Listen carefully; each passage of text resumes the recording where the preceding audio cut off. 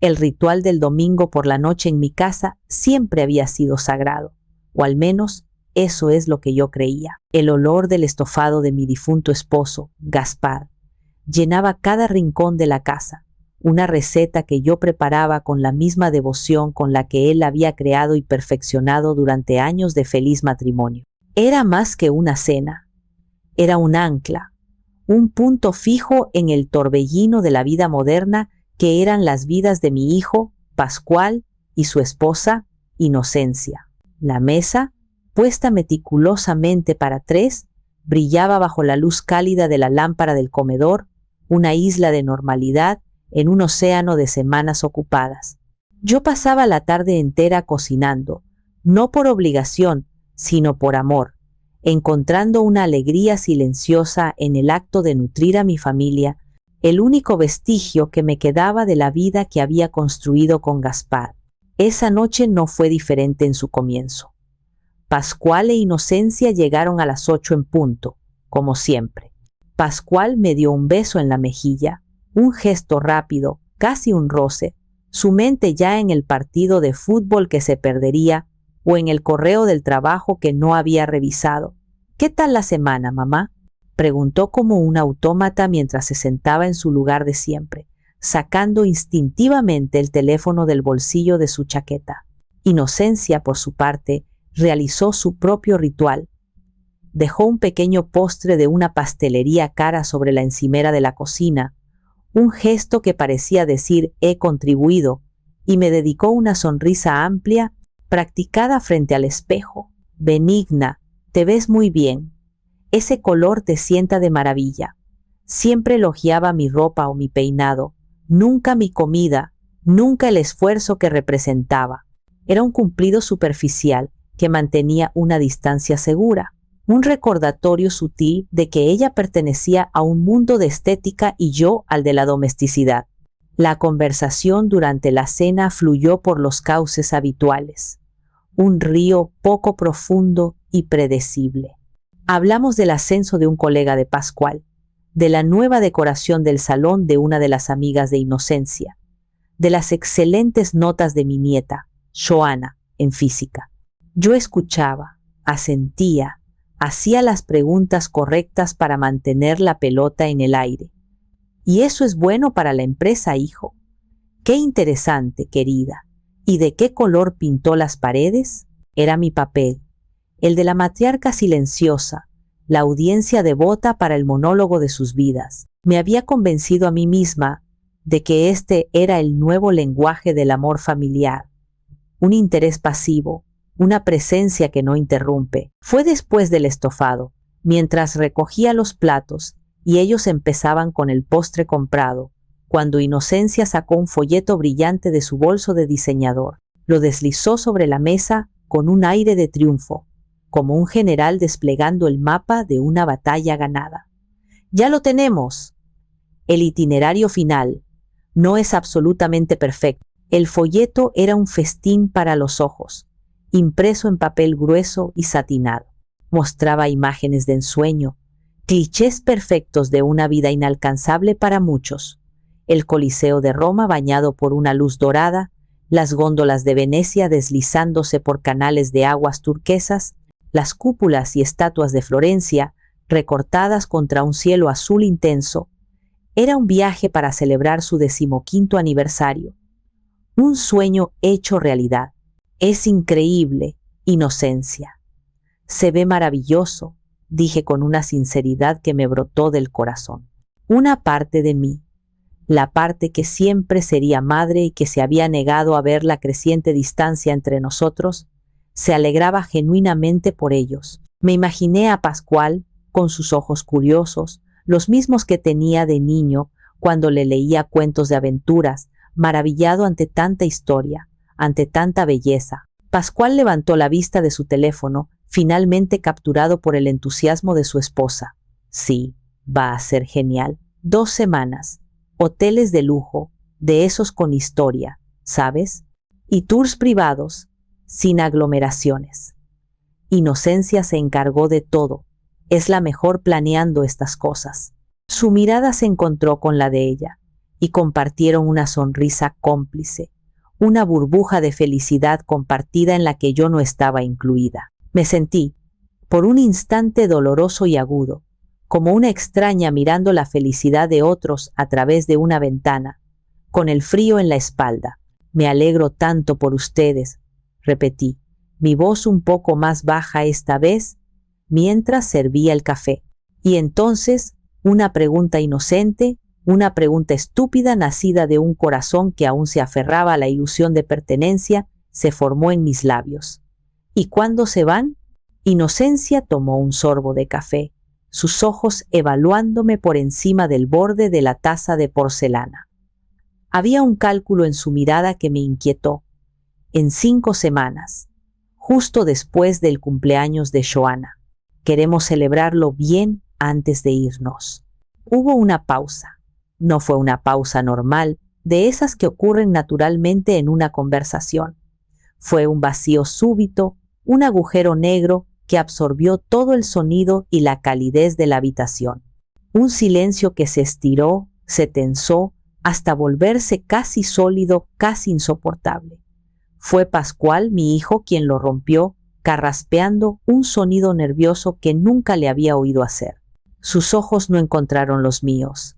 Se fijaron en un punto indefinido sobre mi hombro, en la pared donde colgaba una foto de él de niño, montado en su primera bicicleta, mirándome con una confianza absoluta. «Mamá», comenzó, y su tono, una mezcla de falsa jovialidad y disculpa anticipada, me advirtió que lo que venía iba a doler.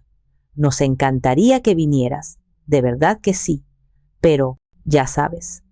Hizo un gesto vago con la mano, como si intentara espantar una idea incómoda. «No puedes seguirnos el ritmo. Sería demasiado para ti».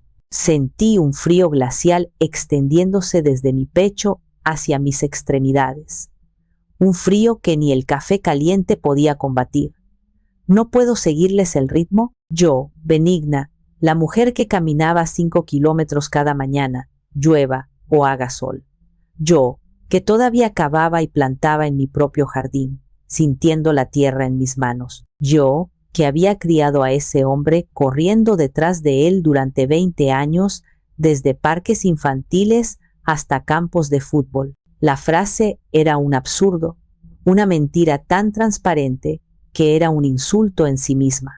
Inocencia, viendo la vacilación de su marido, intervino para asestar el golpe final. Su voz era seda empapada en el veneno más sutil. «Sí, suegra, es un viaje muy activo. Muchas caminatas, muchas escaleras en esas ciudades antiguas. No queremos que te agotes o que, Dios no lo quiera, te pase algo y nos arruines él, digo, y nos preocupemos por ti». Se corrigió rápidamente, pero yo había escuchado el desliz. «Mejor quédese aquí tranquila, cuidando la casa y al perro. Así nosotros también viajamos más tranquilos, sabiendo que todo está en buenas manos, cuidando la casa, cuidando al perro, no descansando, no disfrutando de tu tiempo, cuidando, como una empleada, como una guardiana no remunerada». La daga, envuelta en la seda de la falsa preocupación, se hundió hasta la empuñadura. La palabra vieja no la dijeron, pero resonó en cada sílaba, en cada mirada condescendiente, en la oferta de un rol de servicio en lugar de uno de compañía. Tragué saliva, sintiendo un nudo áspero y doloroso en la garganta. El estofado de Gaspar, que antes me reconfortaba el alma, ahora se sentía como una piedra en mi estómago. Forcé una sonrisa, la máscara que había perfeccionado durante años de pequeñas decepciones y desprecios sutiles. «Claro, entiendo, tienen toda la razón. Es un viaje para jóvenes. Será mejor que me quede. No se preocupen por mí. Estaré perfectamente». Mi respuesta pareció soltar un suspiro colectivo de alivio. La tensión en los hombros de Pascual desapareció visiblemente. Inocencia me dedicó otra de sus sonrisas radiantes, esta vez genuina, la sonrisa de alguien que ha conseguido exactamente lo que quería sin tener que ser abiertamente cruel. El resto de la noche pasó en una neblina surrealista. Hablaron de comprar maletas nuevas, de los restaurantes con estrellas Michelin que querían probar, del tipo de ropa que llevarían. Yo me limité a rellenar sus tazas de café, a recoger los platos sucios, a sonreír y a sentir, desapareciendo en el fondo de mi propio comedor, justo donde ellos, con sus palabras amables y sus intenciones afiladas, me habían colocado.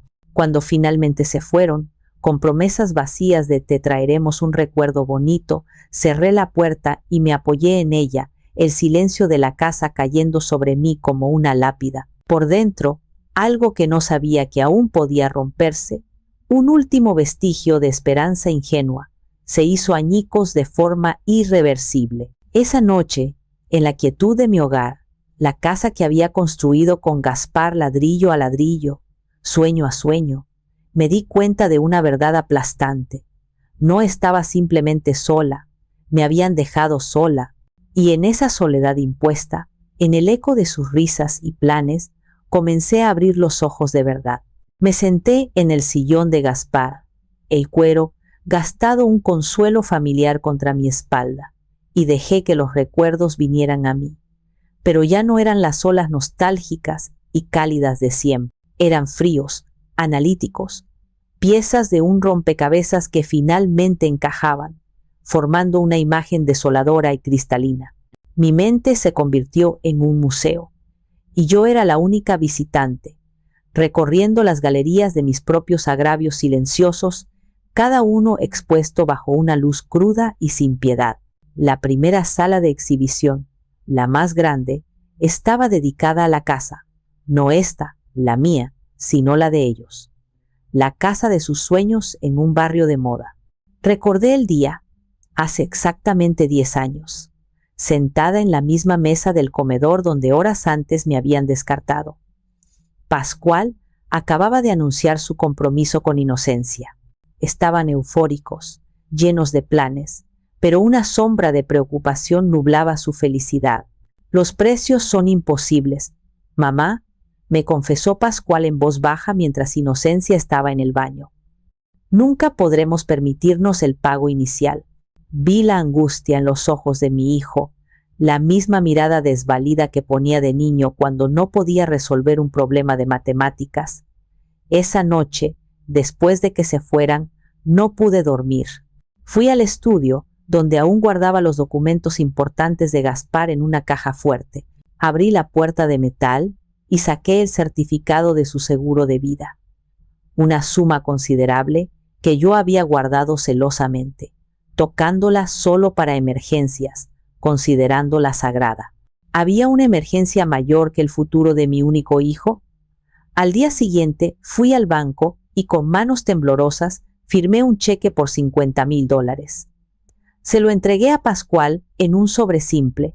Es el último regalo de su padre, le dije, mi voz quebrada por la emoción y el recuerdo. Él querría que tuvieran un buen comienzo, un hogar sólido donde construir su vida. Pascual lloró, me abrazó tan fuerte que casi me rompió las costillas y juró que nunca, nunca lo olvidaría. Pero lo olvidó.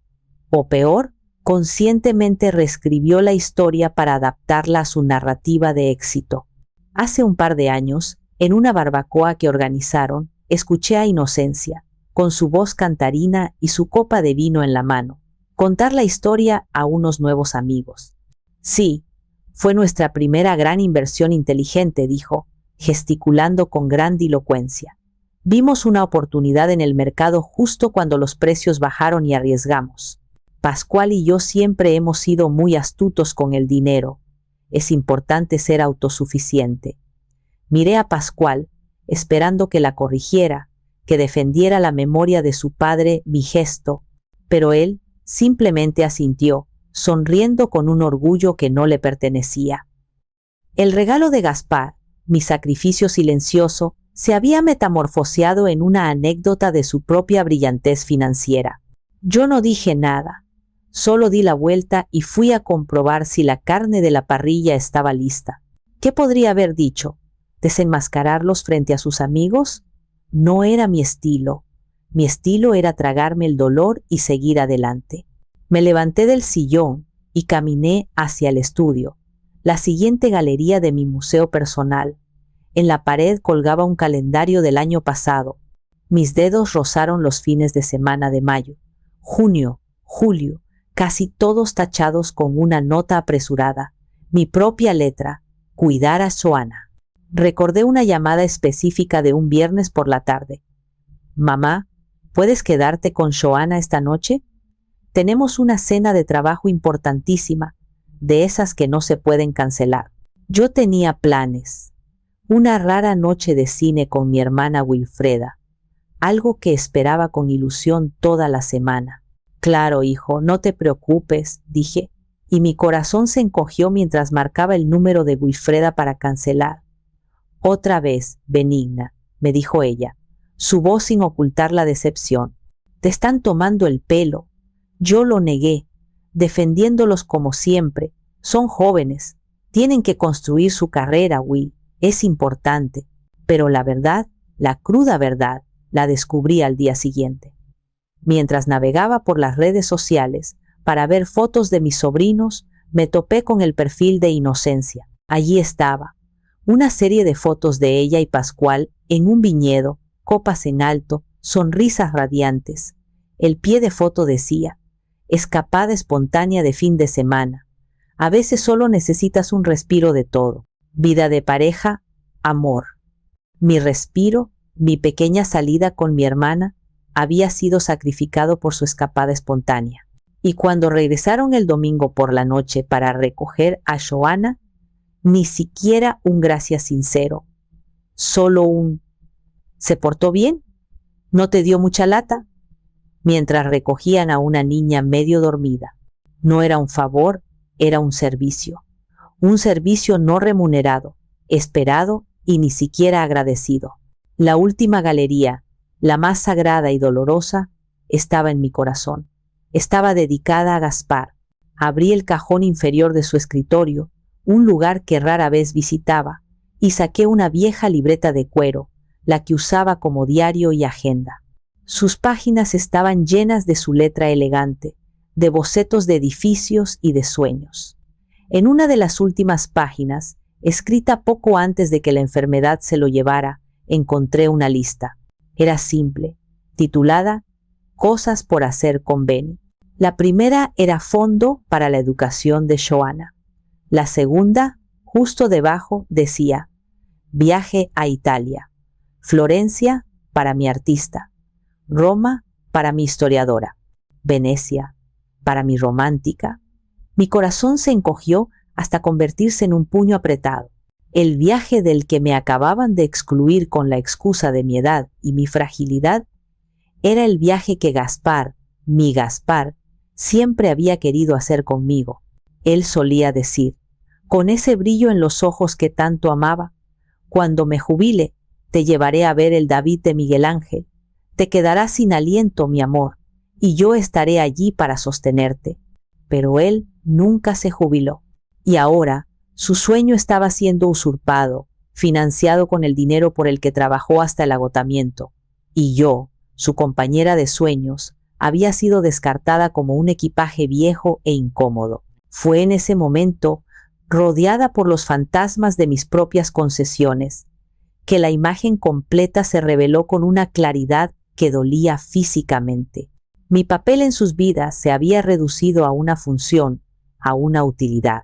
Era la proveedora de fondos cuando era necesario, la niñera de emergencia cuando era conveniente, la cocinera de los domingos por tradición, la guardiana de la casa por defecto. Era un recurso, no una persona.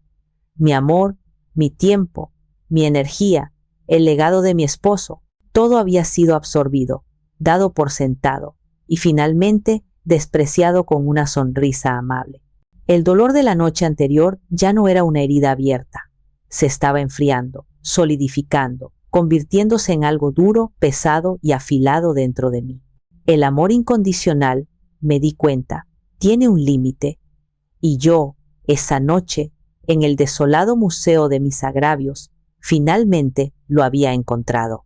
A la mañana siguiente, me desperté con una sensación extraña que tardé en identificar. No era tristeza, Era una calma absoluta, una claridad mental que no había sentido en años. El sol se filtraba por las cortinas, y por primera vez en mucho tiempo, la casa no se sentía vacía, se sentía mía. Hice mi café, fuerte y negro, y me senté a la mesa del comedor, la misma mesa que había sido la escena del crimen de mi desilusión. Mientras recogía las tazas de café de la noche anterior, un gesto automático, mis ojos se posaron en un papel doblado que yacía junto a donde se había sentado Pascual. Lo había olvidado. Era un estado de cuenta bancario. Mi primer instinto fue guardarlo en un cajón para dárselo en su próxima visita. Pero algo me detuvo. La nueva y fría claridad en mi mente me susurró, me ordenó que lo mirara. Era una voz que no reconocía, una voz desprovista de la habitual indulgencia maternal. Desdoblé el papel. Era de la cuenta conjunta, esa que abrí hace años con el título optimista y ahora irónico de Fondo Familiar Benigna y Pascual. Mi intención, que le había explicado a Pascual con todo detalle y seriedad, había sido clara como el agua. Hijo, cada mes depositaré aquí una parte de la pensión y los rendimientos de las inversiones de tu padre. Es para el futuro de Joanna, para su universidad, para que tenga las oportunidades que nosotros no tuvimos. Este dinero es sagrado, Pascual. Él había asentido, con lágrimas fingidas en los ojos, diciendo que era el gesto más generoso del mundo y que lo protegería con su vida. Mis ojos, acostumbrados a leer la letra pequeña después de décadas como bibliotecaria, recorrieron las columnas de números. Vi mis depósitos mensuales, puntuales y consistentes. Vi los modestos intereses acumulados. Y entonces lo vi. Una transacción, fechada hacía 3 semanas, que me dejó sin aliento. No era un pequeño retiro para una emergencia. Era una transferencia electrónica de una suma que me hizo sentir náuseas. La descripción era escueta, pero terriblemente elocuente. Viaggi di Lusso, S.A. El monto me golpeó como un puñetazo en el estómago, sacándome el aire. $28.500. Me quedé mirando la cifra, leyéndola una y otra vez, como si al hacerlo pudiera cambiar su significado. $28.500. El viaje, su viaje de aniversario de ensueño, sus hoteles de lujo, sus tours privados. No lo habían pagado con sus ahorros, fruto de su trabajo. No habían pedido un préstamo, asumiendo una responsabilidad.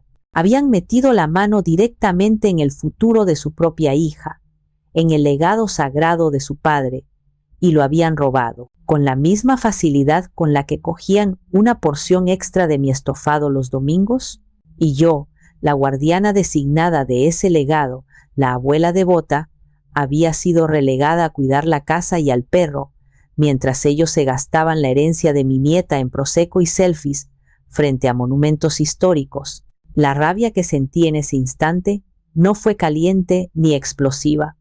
Fue un hielo que se extendió por mis venas, congelando cualquier resquicio de duda, de pena o de amor maternal mal entendido. La imagen de la sonrisa condescendiente de inocencia, la mirada evasiva de Pascual, su falsa preocupación por mi bienestar, todo cobró un nuevo y siniestro sentido. No era solo desconsideración o egoísmo, era un plan, era un robo deliberado, calculado, perpetrado con la insultante confianza de que yo, la vieja y tonta Benigna, nunca me daría cuenta, demasiado ocupada en mi pequeño mundo de recetas y jardinería. Dejé el estado de cuentas sobre la mesa. El café en mi taza se había enfriado, olvidado. Mi decisión, sin embargo, estaba ardiendo con una llama fría y blanca. El amor incondicional no había muerto de causas naturales. Había sido asesinado a sangre fría, y el respeto por los muertos, por el trabajo y el sacrificio de Gaspar exigía justicia. No una justicia ruidosa y llena de reproches, que solo les daría la oportunidad de victimizarse, sino una justicia silenciosa, metódica e implacable, como el hielo que no grita, pero lo rompe todo a su paso con una presión irresistible. La benigna que había servido la cena la noche anterior, la que perdonaba y olvidaba, había muerto. La que estaba sentada ahora, con la prueba de la traición en la mano, era alguien completamente diferente. Era la viuda de Gaspar, era la protectora del futuro de Joanna, y estaba a punto de reclamar cada centímetro de lo que era suyo. Con el estado de cuenta en la mano, ese pedazo de papel que se sentía tan pesado como una losa de granito, caminé con paso firme hacia el teléfono que colgaba en la pared de la cocina. Mis manos no temblaban, mi corazón no latía con fuerza desbocada. Había una serenidad aterradora en mí, la calma que se encuentra en el ojo de un huracán, el punto de quietud absoluta desde donde se puede observar la destrucción circundante. No busqué el número de Pascual para enfrentarlo. Los enfrentamientos eran para la gente que todavía esperaba un cambio, una disculpa, un destello de entendimiento.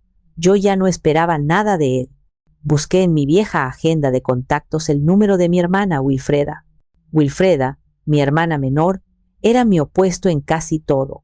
Donde yo era paciente y tendía a evitar el conflicto, ella era impulsiva y lo buscaba si era necesario.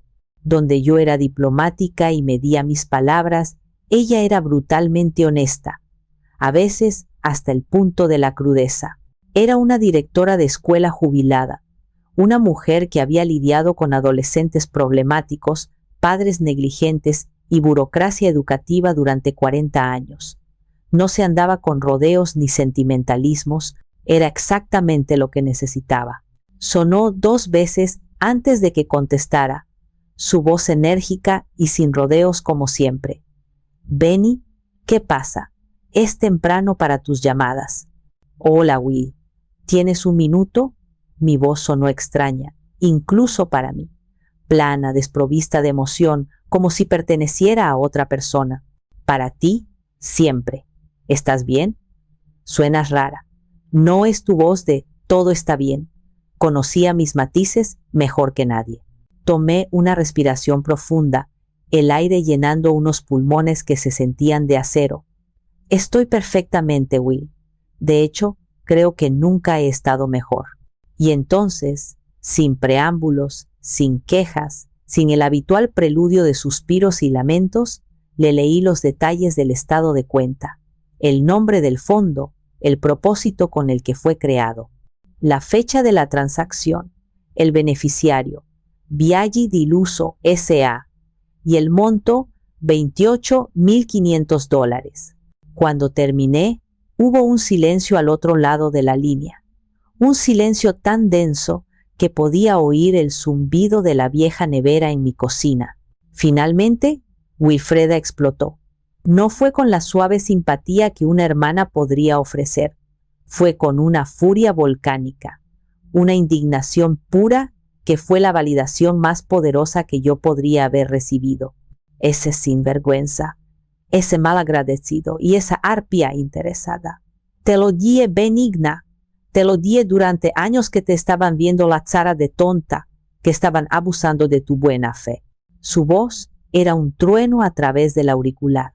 Robarle a su propia hija, usar el dinero del trabajo de Gaspar para sus malditas vacaciones de Instagram. Se acabó, benigna. ¿Me oyes? Esto se acabó. Sí, Will, se acabó, respondí, y la firmeza en mi propia voz me sorprendió y me ancló.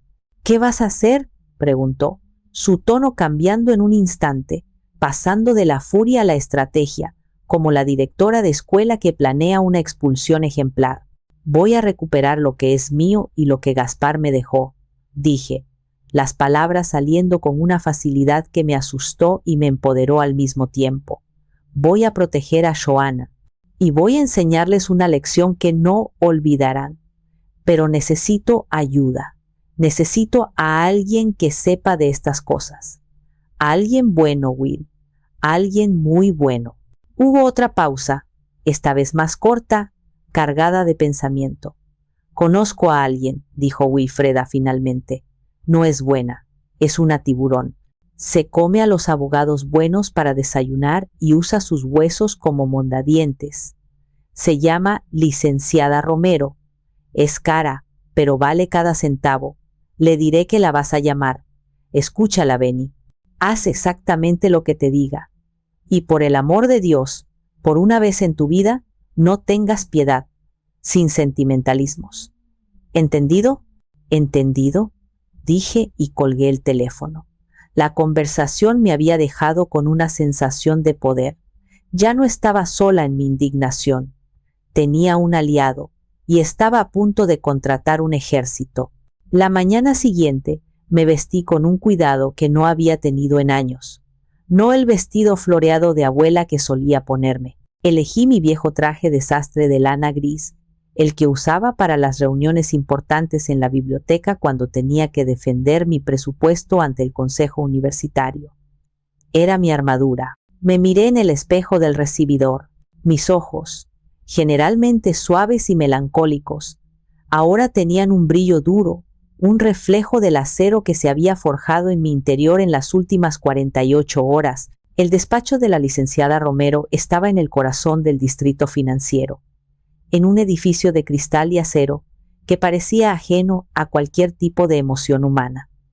La propia abogada era un reflejo de su entorno. Una mujer de mi edad, tal vez un poco más joven, con el pelo plateado cortado en un bob impecable y unas gafas de montura negra que no ocultaban su mirada penetrante y analítica. Su oficina era minimalista, dominada por un enorme escritorio de caoba y una vista panorámica de la ciudad. No me ofreció café ni té. Me ofreció un vaso de agua y me indicó la silla de cuero frente a su escritorio. Wilfreda me ha puesto al corriente de la situación general, dijo. Su voz era tan nítida y precisa como el cristal tallado. Pero quiero escucharlo de usted, y lo más importante, quiero ver los documentos. Saqué mi carpeta de cuero. No era un montón de papeles desordenados. Era un archivo meticulosamente organizado, producto de 30 años clasificando información para estudiantes y profesores. Había creado separadores con etiquetas claras. Testamento de Gaspar, creación del fondo familiar, estados de cuenta anuales, escrituras de la casa, mis finanzas personales. La licenciada Romero levantó una ceja, una diminuta y casi imperceptible señal de aprobación. Le conté la historia.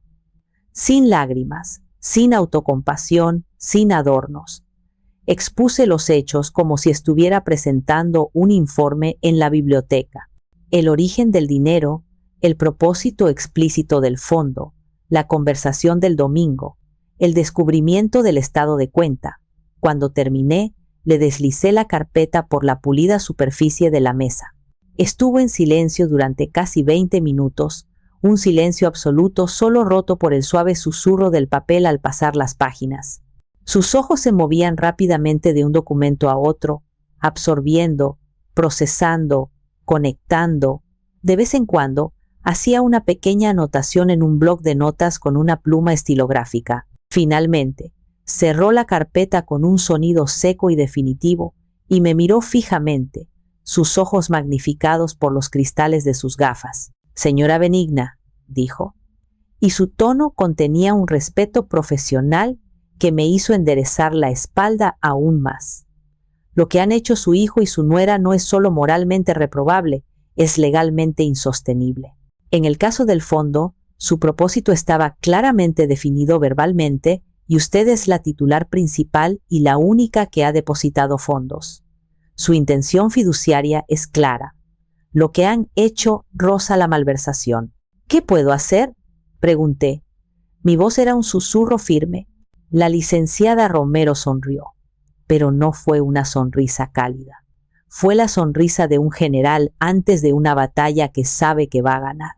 Fue la sonrisa de una tiburón que huele sangre en el agua. Verá, señora, la gente como su hijo y su nuera construyen sus vidas sobre cimientos de arena, esperando que la marea de la generosidad ajena nunca suba. Bueno, nosotras no vamos a provocar un tsunami, eso sería desordenado. Vamos a cambiar la dirección de las placas tectónicas. Abrió su bloc de notas. Este es el plan de batalla. Primero, comenzó. Su voz era un bisturí. Mañana a primera hora irá a su banco. No a una sucursal cualquiera. a la principal. Pedirá hablar con el gerente. Le explicará que desea cerrar esa cuenta conjunta inmediatamente. Como titular principal, tiene todo el derecho.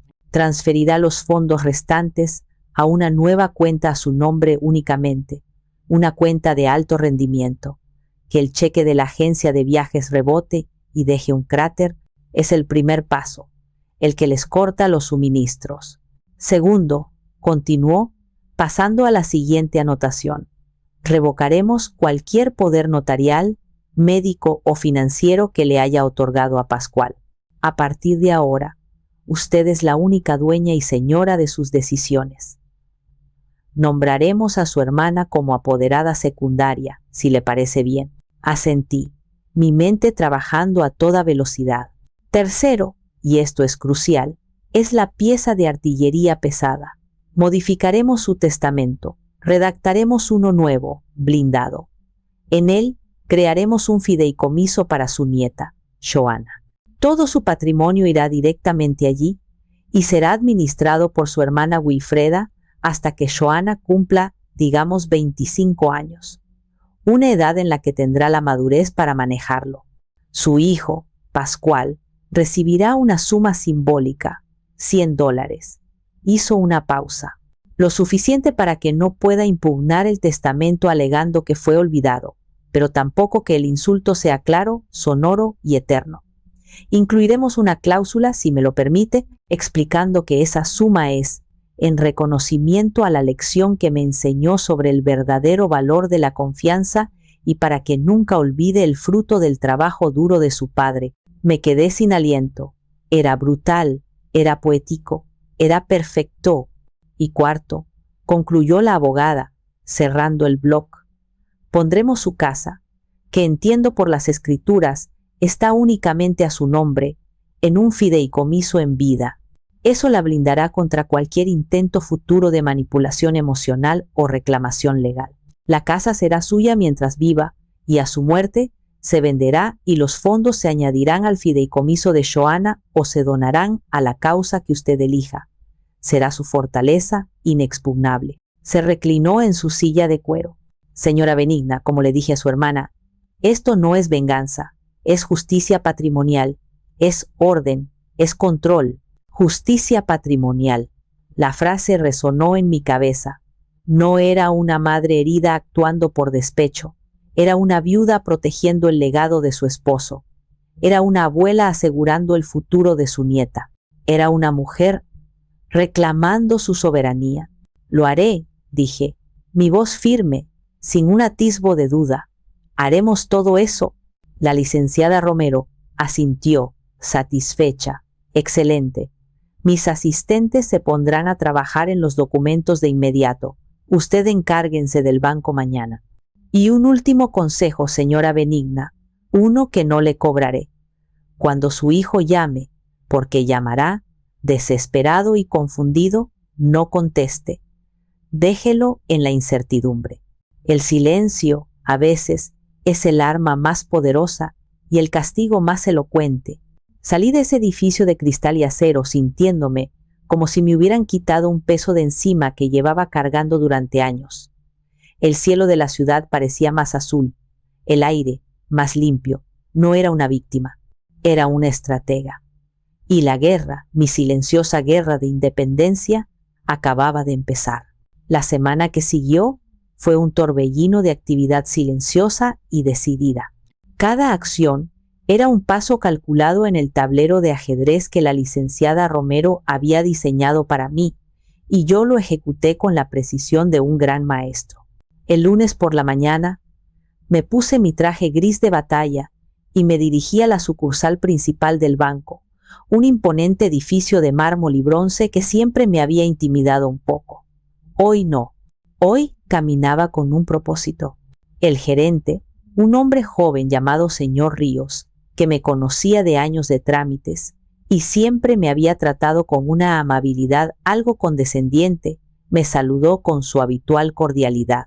Señora Benigna, qué gusto verla. ¿Un cafecito? ¿Agua? No, gracias, Javier. Tengo prisa y asuntos importantes que tratar, respondí.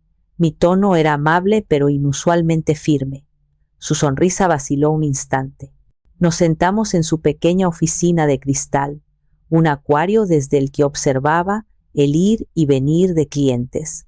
Le expliqué, sin rodeos, lo que quería hacer: cerrar la cuenta conjunta número tal y transferir la totalidad del saldo a una nueva cuenta privada, a mi nombre únicamente. Vi la sorpresa en sus ojos, seguida de una profesional pero evidente incomodidad. ¿Está completamente segura, señora Benigna? Es la cuenta de ahorros familiar. Si hay algún problema, quizás podríamos mediar, hablar con su hijo.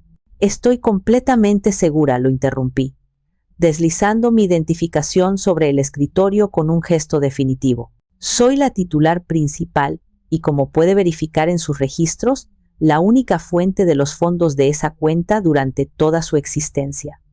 Por favor, proceda con mi solicitud. Hubo un momento de vacilación. Probablemente pensó que era una disputa familiar, una rabieta de anciana que se resolvería en unos días. Pero mi expresión, serena y determinada, no dejaba lugar a dudas ni a negociaciones. Suspiró y comenzó a teclear en su ordenador. El sonido de las teclas era el único ruido en la oficina. Imprimió unos formularios. Necesito su firma aquí, aquí y aquí. Mi pulso no se aceleró. Mi mano no tembló. Firmé con la misma caligrafía clara y precisa que había usado toda mi vida para catalogar libros. Cada rúbrica era un portazo a mi antiguo yo, a la mujer que permitía que pasaran por encima de ella en nombre de una paz familiar que era una farsa. Mientras el sistema procesaba la transacción y el dinero se movía de una cuenta a otra, me imaginé el cheque electrónico de la agencia de viajes, volando por el ciberespacio, buscando un hogar que ya no existía, a punto de estrellarse contra un muro de fondos insuficientes. Una pequeña y cruel sonrisa se dibujó en mis labios, y la oculté tomando un sorbo del vaso de agua que finalmente había aceptado. El martes y el miércoles los pasé en la notaría y en el despacho de la licenciada Romero.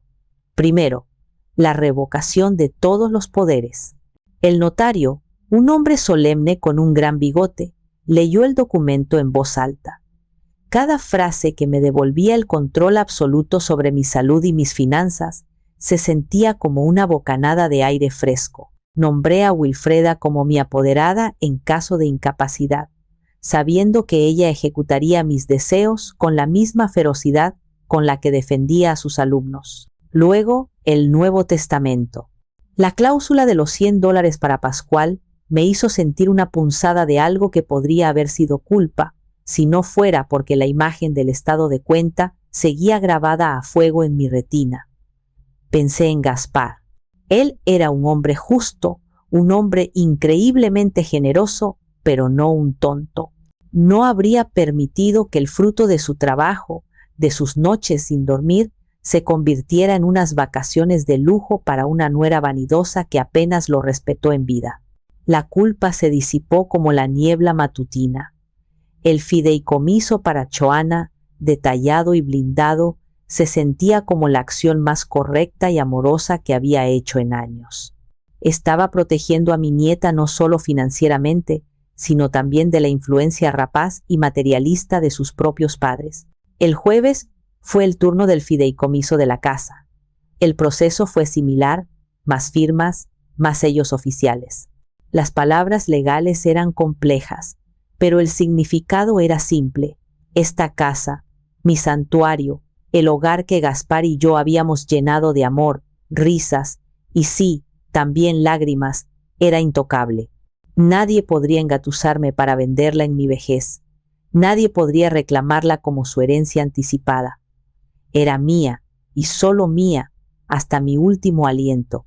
Esa noche, sentada en mi sala de estar, con copias de todos los documentos recién firmados en una carpeta nueva y reluciente sobre la mesa de café, sentí una oleada de poder, pero también sentí un profundo agotamiento, el cansancio que sigue a una gran batalla. Estaba desmantelando mi familia, o al menos la idea que yo tenía de ella. estaba declarando la guerra a mi único hijo. ¿Estaba haciendo lo correcto? ¿Estaba siendo demasiado dura, demasiado implacable? La duda, como una serpiente fría y silenciosa, se deslizó en mi mente. Me levanté y fui a mi dormitorio, buscando algo que me anclara. Abrí el armario y saqué una vieja caja de zapatos que guardaba mis tesoros más preciados. Dentro, entre cartas de Gaspar y los primeros dibujos de Pascual, había un pequeño reloj de bolsillo de plata. Era de mi esposo. Lo sostuve en la palma de mi mano, el metal frío y liso contra mi piel. Recordé una conversación que tuvimos poco después de que Pascual naciera. Yo estaba agotada, abrumada por la responsabilidad, llorando en silencio en la cocina a las 3 de la mañana. No sé si puedo hacer esto, Gas, le susurré. Él me tomó la mano, una mano grande y cálida de arquitecto. Benny, eres la mujer más fuerte que conozco, me dijo. No porque nunca te dobles, sino porque siempre sabes cuándo es el momento de mantenerte firme. Cerré la mano sobre el reloj, aferrándome a sus palabras, a su memoria. Él tenía razón. Este era el momento de mantenerme firme, no por ira, no por venganza, sino por principio, por respeto a él y al amor que compartimos, por respeto a mí misma. La duda se fue, reemplazada por una resolución tranquila y profunda. Guardé el reloj y volví a la sala. La carpeta sobre la mesa ya no parecía un acta de guerra. Parecía una declaración de independencia. Los siguientes días transcurrieron en una calma tensa, una quietud premonitoria. Sabía que la bomba de tiempo financiera que había activado estaba a punto de estallar, y una parte de mí esperaba la explosión con una mezcla de aprensión y sombría expectación. La vida continuó en la superficie. Regué mis rosales, podando las flores marchitas con una precisión metódica. Fui a mi grupo de lectura del martes, donde debatimos apasionadamente sobre la última novela de Isabel Allende. Hablé con Wilfreda por teléfono cada noche. Ella me ofrecía un apoyo incondicional y celebraba cada paso de mi plan con un entusiasmo casi vengativo que me hacía sonreír. ¿Ya rebotó el cheque? Avísame cuando rebote. Quiero brindar. La explosión llegó un miércoles por la tarde, exactamente 5 días antes de la fecha programada para su partida. Estaba en la cocina, con las manos cubiertas de harina, preparando una masa para pan. El acto de amasar, rítmico y físico, siempre me había ayudado a pensar. Fue entonces cuando mi teléfono móvil, que había dejado sobre la encimera, comenzó a vibrar. Era un número desconocido. No contesté, recordando el consejo de la licenciada Romero. Inmediatamente después de que se cortara, vibró de nuevo, y de nuevo. Luego, una cacofonía se unió. El teléfono fijo de la casa comenzó a sonar, su timbre estridente rompiendo la paz de la tarde. Dejé que sonara una y otra vez, hasta que el contestador automático saltó. No dejaron mensaje. El silencio que siguió era más elocuente que cualquier grito. Sabía lo que estaba pasando. Podía imaginar la escena con una claridad cinematográfica casi sádica.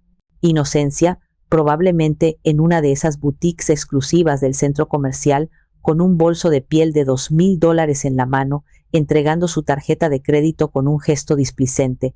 La joven dependienta pasándola por el terminal. La pausa. La frase temida. Lo siento, señora, su tarjeta ha sido rechazada. La humillación pública. La incredulidad. La llamada frenética a Pascual. Pascual, la tarjeta no pasa. Haz algo. Pascual, probablemente en medio de una reunión, tratando de calmarla, revisando la aplicación del banco en su teléfono, viendo un saldo de 0 en la cuenta que creía llena de los ahorros de su madre. El sudor frío, el pánico. 1 hora más tarde, el sonido de un coche frenando bruscamente frente a mi casa, el chirrido de los neumáticos sobre el asfalto, confirmó mis sospechas. Me limpié las manos metódicamente en un paño. Me quité el delantal y esperé. Los golpes en la puerta no fueron educados. Fueron frenéticos, urgentes, casi violentos. Me tomé mi tiempo, alicé mi vestido, caminé lentamente por el pasillo, saboreando cada segundo de mi recién descubierto poder.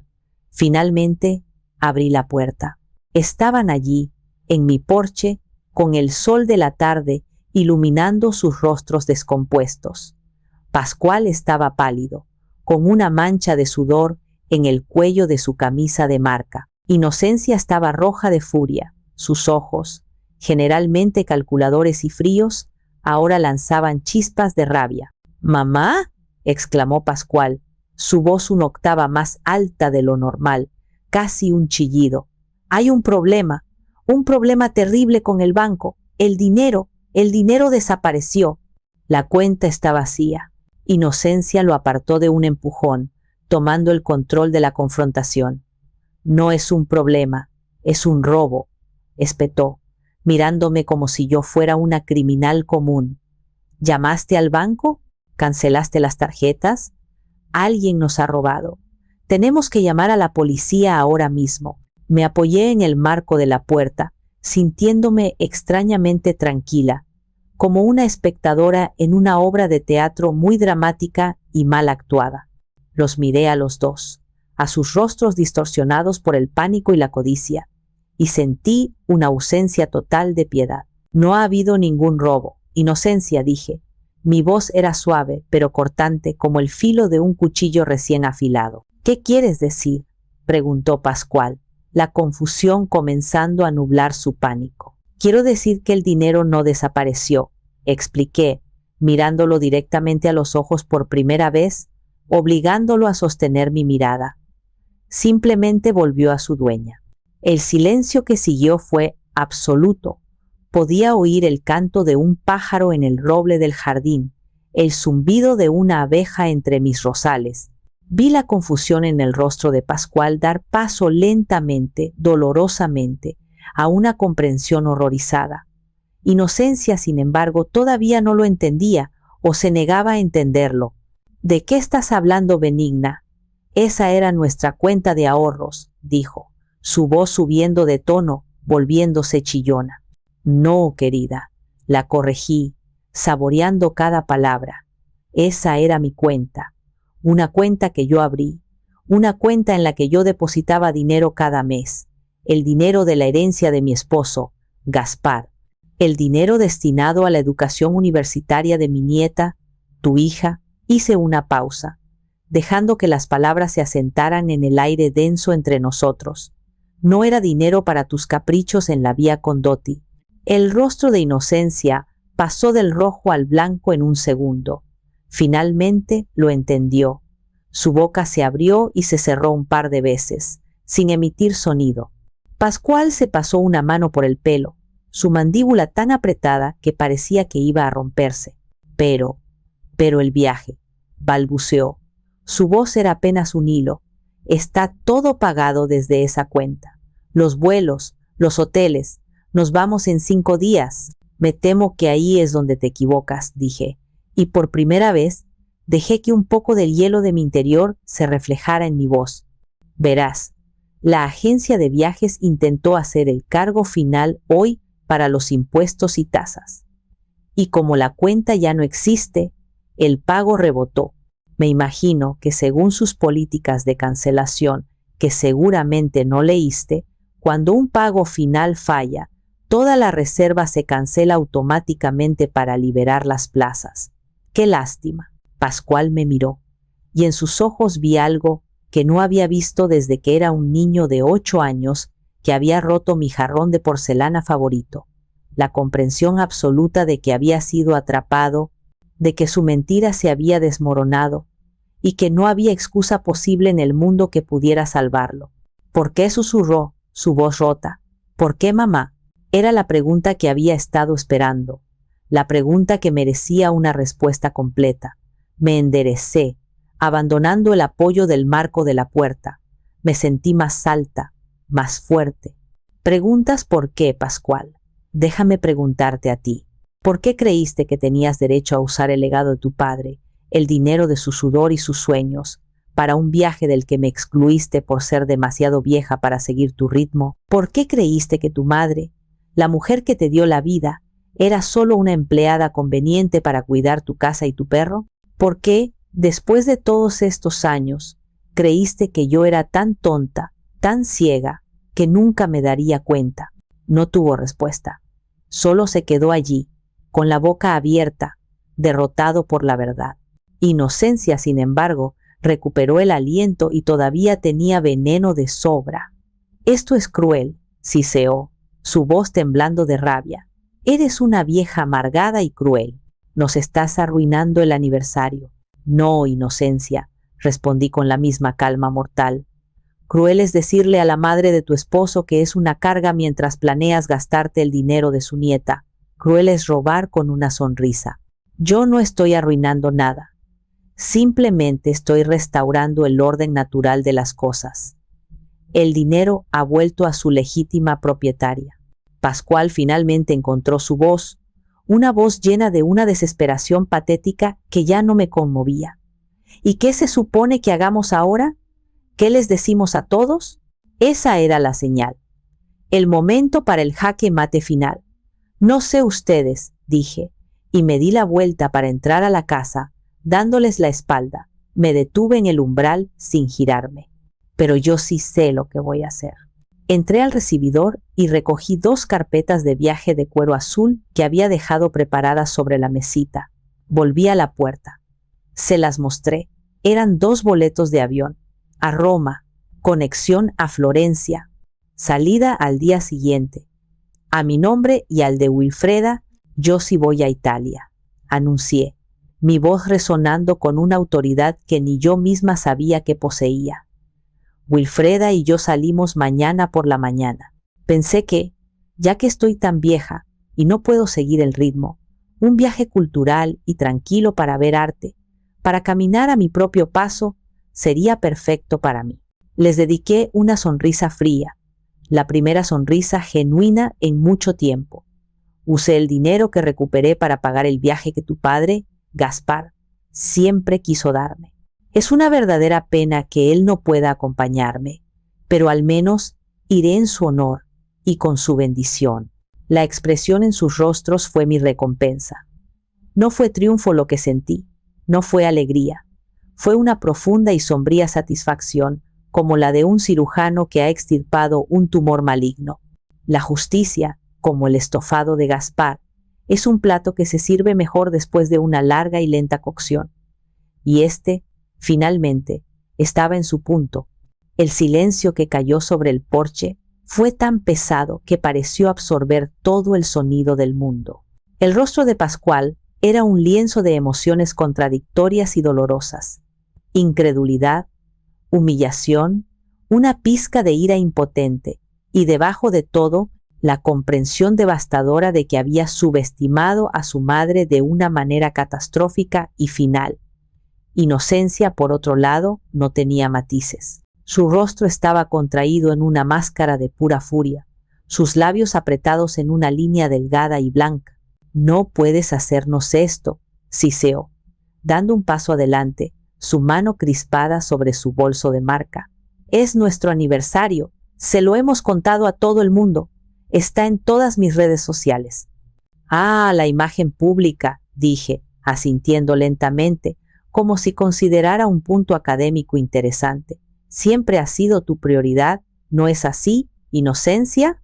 La apariencia de éxito, la familia perfecta. Bueno, ahora tendrás una nueva historia que contar. Una lección sobre la importancia de leer la letra pequeña, tanto en los contratos de viaje como en las relaciones familiares. Puedes publicarla con el hashtag Karma.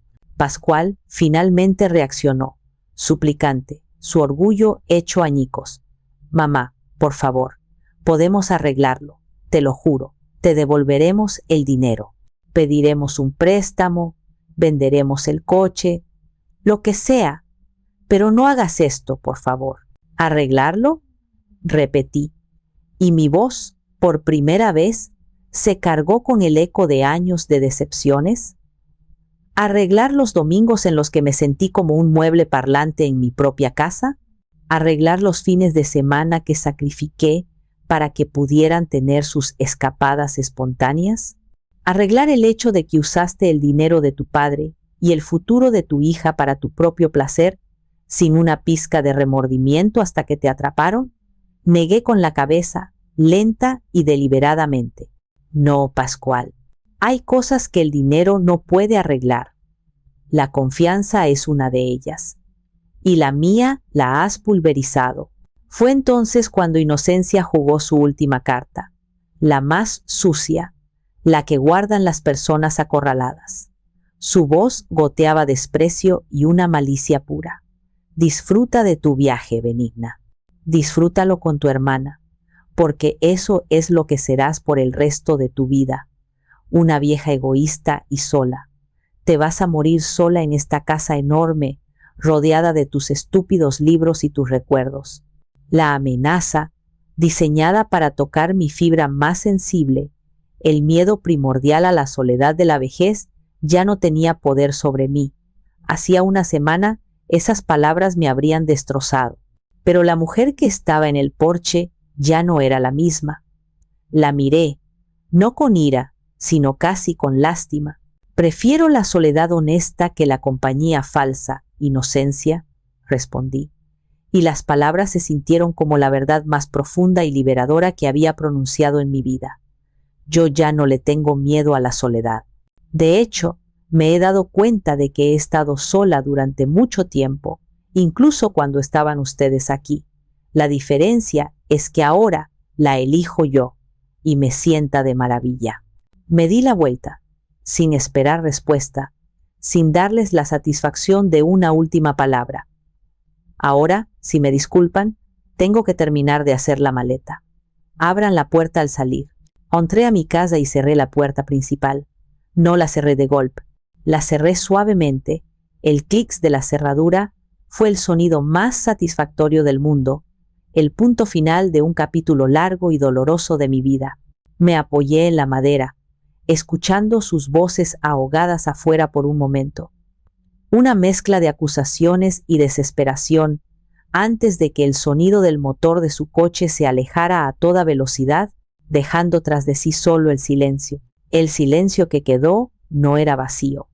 Estaba lleno de una nueva paz, de una nueva posibilidad. La casa ya no se sentía como un recordatorio de lo que había perdido, sino como un santuario de lo que había recuperado, mi dignidad. Esa noche, Wilfreda vino a cenar. Trajo una botella del mejor vino tinto que pudo encontrar y una lasaña casera para que yo no tuviera que cocinar. Llenamos nuestras copas hasta el borde. Por Gaspar, dijo, levantando la suya. Donde quiera que esté, esta noche está aplaudiendo de pie. Estaría tan orgulloso de ti. Y por las segundas oportunidades, añadí yo, chocando mi copa con la suya, incluso a los 69 años. Al día siguiente, en la sala de espera del aeropuerto, mientras esperaba embarcar, mi teléfono vibró. Era un mensaje de un número que no reconocí. Mi primer impulso fue ignorarlo, pero algo me dijo que lo abriera. Soy yo, Joanna, con el teléfono de una amiga. Mamá y papá están como locos, gritándose todo el tiempo. No sé exactamente qué pasó, solo escuché algo sobre un viaje y dinero, pero sé que lo que sea que hiciste, tenían una razón para que lo hicieras. Lo siento, abuela. Por todo. Disfruta mucho, mucho. Te quiero. Leí el mensaje 3 veces. Las palabras de mi nieta eran un bálsamo para heridas que no sabía que aún supuraban. Una pequeña lágrima, la primera en días, rodó por mi mejilla. No era una lágrima de tristeza. Era de esperanza. Quizás no todo estaba roto. Quizás solo se habían roto las partes que ya no servían, las que estaban podridas. Cuando el avión despegó, dejando atrás las luces de la ciudad, miré por la ventanilla. No sentía que estuviera huyendo de algo. Sentía que por primera vez en mucho, mucho tiempo estaba volando hacia mí misma. El viaje a Italia fue más que unas vacaciones. Fue una resurrección. Con Wilfreda a mi lado, redescubrí a la mujer que era antes de que mis roles me definieran. antes de ser solo la esposa de, la madre de, la abuela de, era benigna.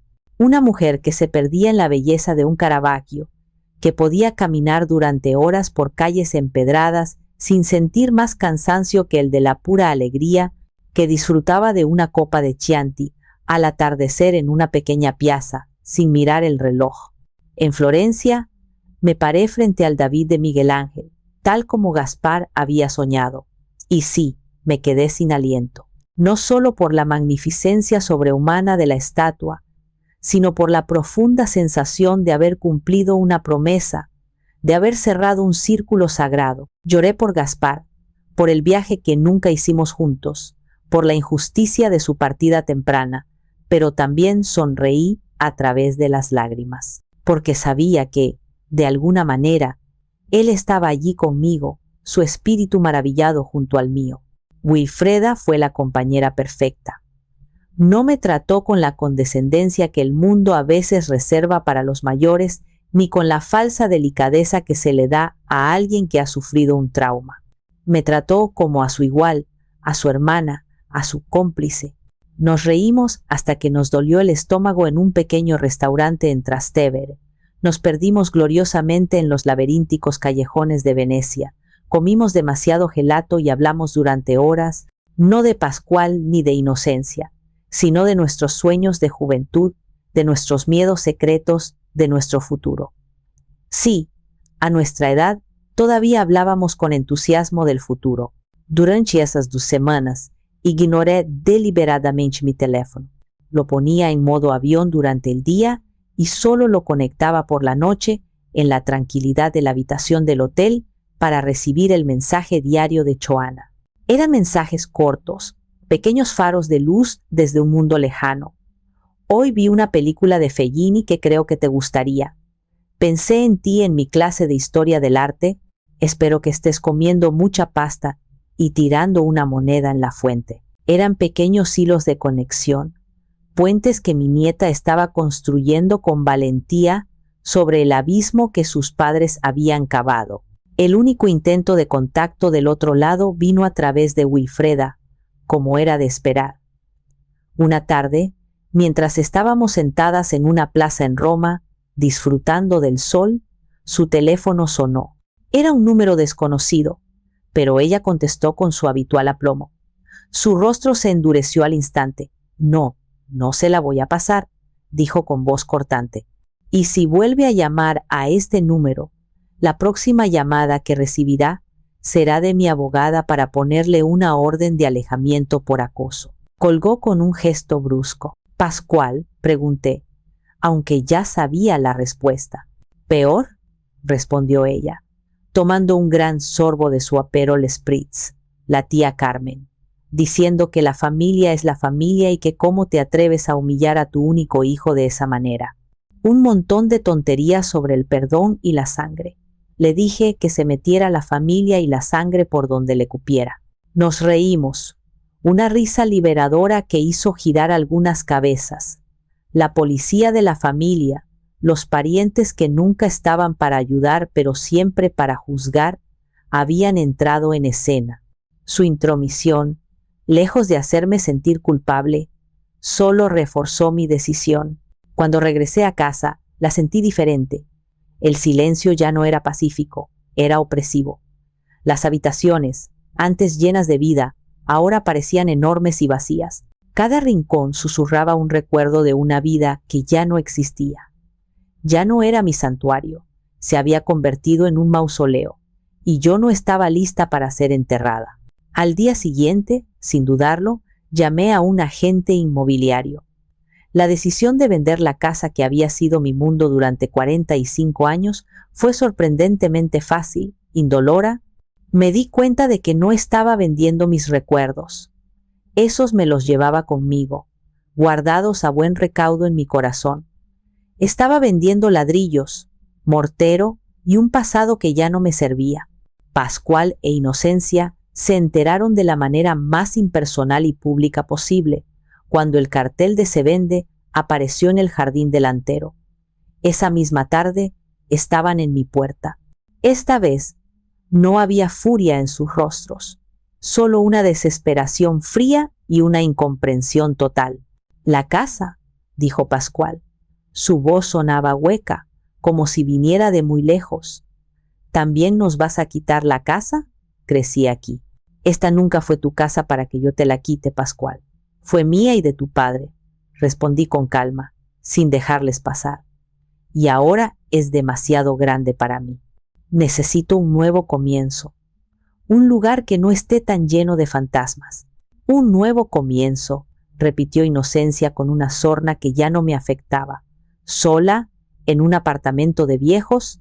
«Un apartamento luminoso, con seguridad, piscina y sin un jardín que cuidar», la corregí con una sonrisa. «Y no estaré sola. Tendré mi paz.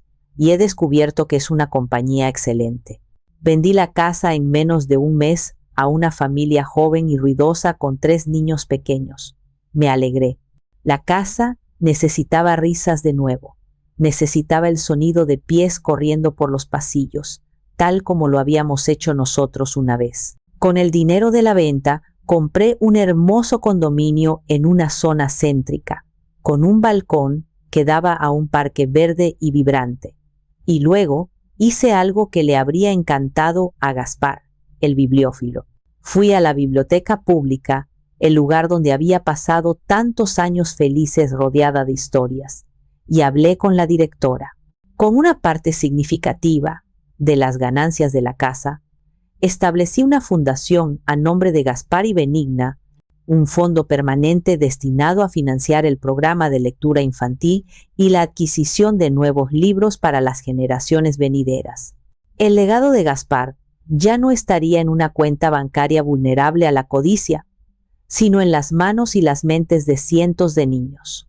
Mi nueva vida comenzó a tomar forma pieza por pieza. Me uní a un club de jardinería urbana que tenía sus parcelas en la azotea de un edificio cercano. Empecé a tomar las clases de acuarela que siempre había pospuesto. Hacía largos paseos por el parque cada mañana. Y una vez a la semana, fiel a su palabra, Joana venía a visitarme después de la escuela. No hablábamos de sus padres, a menos que ella sacara el tema. Hablábamos de libros, de música, de sus sueños de ser astrónoma, de los chicos de su clase. Estaba conociendo a mi nieta como persona, no como una obligación de fin de semana. En ella veía la curiosidad innata de Pascual y la inteligencia tranquila de Gaspar. Una combinación que me llenaba de una esperanza cautelosa pero real. Meses después de la mudanza, en una tarde lluviosa de otoño, mientras estaba sentada en mi cómodo sofá nuevo leyendo un libro, recibí una carta por el correo. El sobre no tenía remitente, pero reconocí la letra de Pascual al instante. Durante un largo rato, solo la sostuve en mis manos. Una parte de mí, la parte herida y desconfiada, quería romperla sin leerla y tirarla a la basura. Pero la otra parte, la que siempre sería madre a pesar de todo, necesitaba saber. Con un suspiro, la abrí.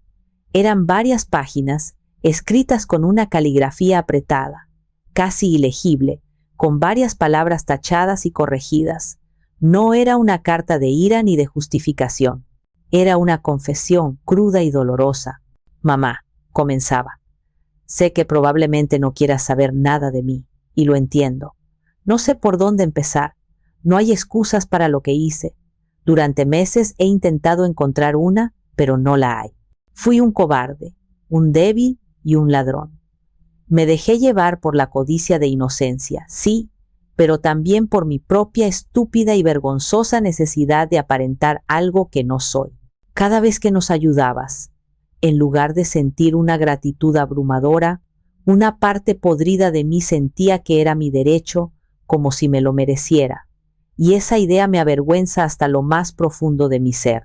Continuaba, hablando de cómo la pérdida del viaje fue una humillación necesaria, un golpe de realidad que los había hecho tocar fondo.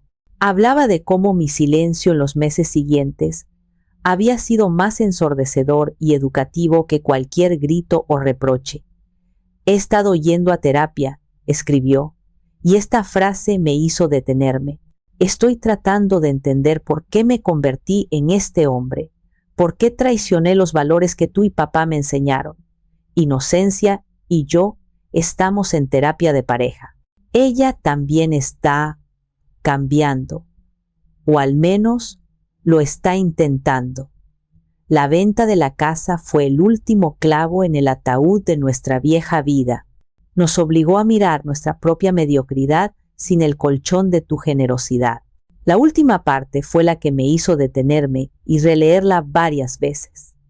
No te pido que me perdones. Sé que no me lo he ganado y quizás nunca lo haga. Y no te pido dinero. No lo quiero. He conseguido un segundo trabajo por las noches en un almacén para empezar a reponer el fondo de Soana. Tardaré años, quizás una década, pero lo haré. Cada centavo, te lo juro por la memoria de papá. Solo te pido una cosa y entiendo si la respuesta es no. La oportunidad, algún día, cuando tú estés lista, de volver a empezar, de tomar un café en un lugar neutral, sin expectativas, sin pedir nada, solo para que veas que estoy tratando, de verdad, de ser el hombre que papá siempre quiso que fuera y que tú merecías como hijo. Doblé la carta y la puse sobre la mesa. No sentí una oleada de perdón que me invadiera. No sentí el deseo irrefrenable de levantar el teléfono y decirle que sí, pero tampoco sentí la frialdad dura y cortante de antes. Sentí una quietud, un espacio, una posibilidad lejana. Miré por la ventana de mi nuevo hogar. La lluvia golpeaba suavemente el cristal, limpiando el mundo exterior. Mi apartamento estaba lleno de luz, a pesar del día gris. Mis acuarelas, torpes pero mías, colgaban en las paredes. El olor de la tierra húmeda de mis macetas en el balcón llenaba el aire. Estaba en paz. Una paz que había costado una guerra, pero que era innegablemente mía. La carta de Pascual seguía sobre la mesa. Representaba una puerta entreabierta a un pasado doloroso, pero también a un futuro incierto y desconocido. Dice que quiere una oportunidad para demostrar que ha cambiado. Pero la confianza es como un espejo antiguo y delicado. Una vez que se rompe, se pueden pegar los trozos, pero la imagen que refleja nunca vuelve a ser la misma. Las grietas siempre estarán ahí, distorsionando la vista. Estoy equivocada por querer proteger mi paz. Esa paz que tanto me costó conseguir, incluso si eso significa mantener a mi único hijo a distancia, quizás para siempre. No lo sé. Hoy no tengo la respuesta. Lo único que sé es que mañana me levantaré, caminaré por el parque, pintaré una acuarela de las nubes de lluvia y por primera vez en mi vida, la respuesta a esa pregunta no dependerá de lo que necesiten los demás, sino de lo que sea mejor para mí. Y esa libertad, esa simple y profunda libertad, es el único viaje que realmente importa.